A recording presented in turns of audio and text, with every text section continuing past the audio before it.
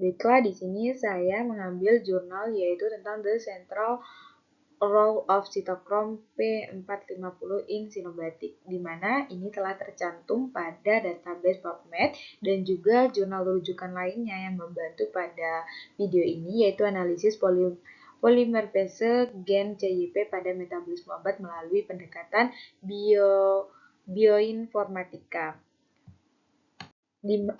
Di mana pada jurnal 1 dikatakan bahwa xenobiotik ini merupakan suatu senyawa zat asing yang masuk ke dalam tubuh. Contohnya adalah obat-obatan, zat karsinogen, zat tambahan makanan, dan bahan lainnya. Di mana xenobiotik ini perlu di metabolisme. Jika dia tidak adanya metabolisme, maka nanti xenobiotik ini di dalam tubuh ini akan menimbulkan efek toksik ketika mencapai konsentrasi maksimum. Maka diperlukanlah adanya metabolisme. Dikatakan bahwa dalam proses metabolisme ini dibutuhkanlah sebuah enzim, yaitu berupa enzim Cytochrome P450. Nah, di mana ini dikatakan bahwa enzim Cytochrome P450 ini merupakan superfamili dan hemoporotein yang terikat membran yang bertanggung jawab untuk memetabolisme berbagai macam senyawa yang penting secara klinis, fisiologis, dan toksikologinya. Kemudian, di sini juga dikatakan bahwa metabolisme obat itu merupakan suatu proses perubahan molekul secara kimiawi setelah masuk ke dalam tubuh.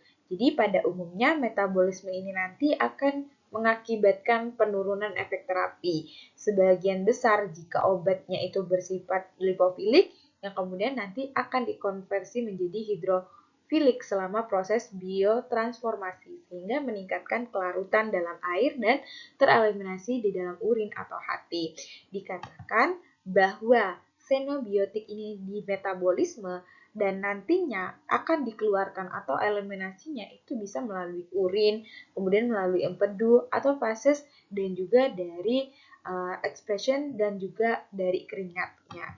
Nah, di mana dikatakan bahwa ada 4 tahap kan dari metabolisme melalui xenobiotin ini, yaitu yang pertama di mana nanti ada transport enzim, kemudian ada biotransformasi pada tahap fase 1 dan fase 2, yang kemudian adanya metabolisme obat oleh enzim yang diikuti pada fase 3, kemudian ekresi yang dibantu oleh transport enzim.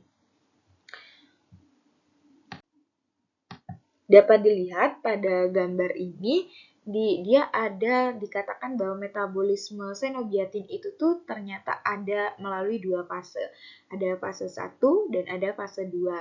Di mana tadi dikatakan dia menggunakan bantuan metabolisme enzim Cytochrome 450,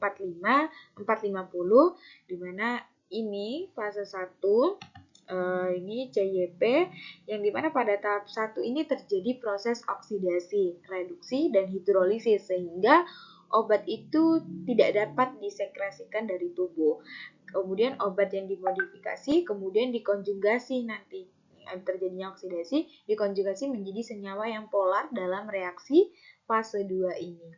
Di fase 2 ini dikatalis oleh berbagai transfer enzim seperti ada UDP, kemudian ada sulfotransferases dan glutathione transferase begitu.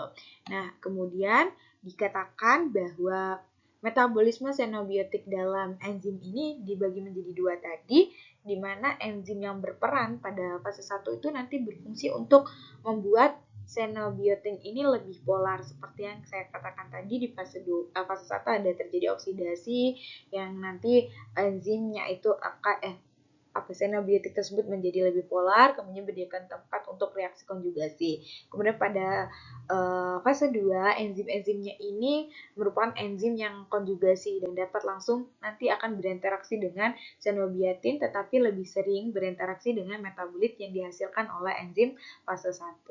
Begitu.